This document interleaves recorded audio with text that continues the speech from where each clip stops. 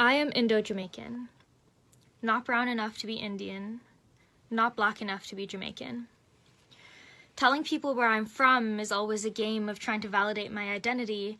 It didn't seem to matter where I felt most connected. My identity was always dissected. I didn't act Indian enough. I didn't look Jamaican enough. But I am Indo-Jamaican, and I've come to accept, even if you don't, that there are pieces of me in two different nations, and I will never fit your expectations.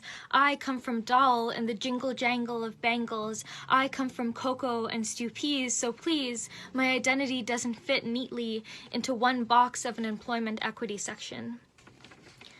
I am Indo-Jamaican because in 1882, a pregnant woman started anew, carrying a baby who would be born at sea, and carrying a legacy that would trickle down to me. I am Indo-Jamaican, and honestly and truly, it's never been cool for you to call me coolie. Coolie is a contract signed with a thumbprint. Coolie is a shilling a day. Coolie is a hopeless sugarcane plantation. It's labor or a slave after translation, so I'm sorry that I don't show gratitude when you allude to indentured servitude.